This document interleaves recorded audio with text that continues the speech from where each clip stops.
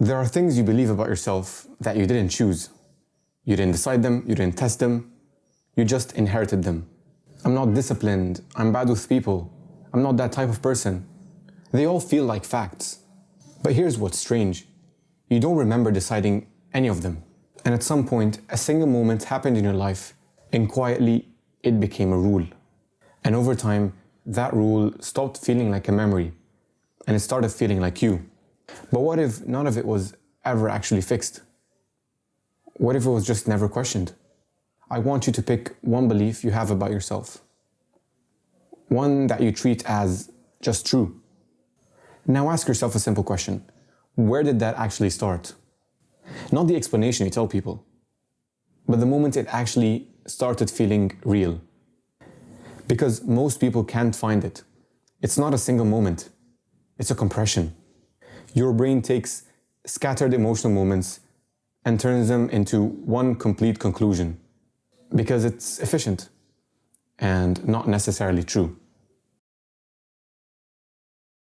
You fail once, or you freeze in a conversation, or you get rejected, and your brain doesn't store it as experience.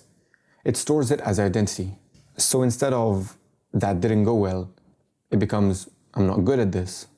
And once that shift happens, you stop observing yourself as someone learning, and you start observing yourself as someone defined. So that the next time you avoid the situation, it doesn't feel like fear. It feels like knowing yourself. Like you've reached levels of self-awareness no one is capable of. But what you're really doing is reinforcing a conclusion you never consciously agreed to. It's the idea of premature cognitive commitment, meaning you decide what you are before you've actually gathered or lived through enough data. And then you behave as if that early version of you is still valid, even when everything in your life has already changed. It's like navigating a city using an old map. Some streets are gone, new ones exist, entire areas have changed, yet you're moving through life as if nothing has changed. And that's what most people do with identity. They're not discovering themselves. They're repeating an outdated version of themselves and calling it personality. And this is where it becomes real.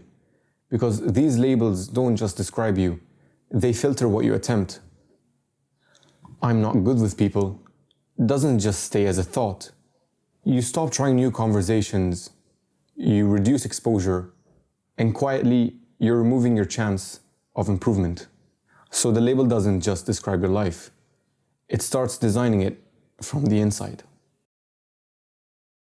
Most people carry what you would call ghost identities, old emotional conclusions that never got updated. Things like, I'm socially awkward, or I'm not smart. These conclusions didn't stay true because they were accurate. They remain true because you kept repeating them. And every time you act in line with them, you're just reinforcing that conclusion instead of proving it with actual facts. And it's the shift that most people miss. You don't discover who you are, you reinforce it through repetition, through avoidance, through decisions made automatically. So identity is not a fixed structure. It's a loop that keeps confirming itself, which means something slightly uncomfortable.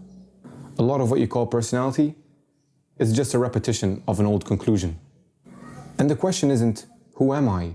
It's, which version of me have I been rehearsing without knowing I was rehearsing it? Because that version was never permanent. It was just never interrupted.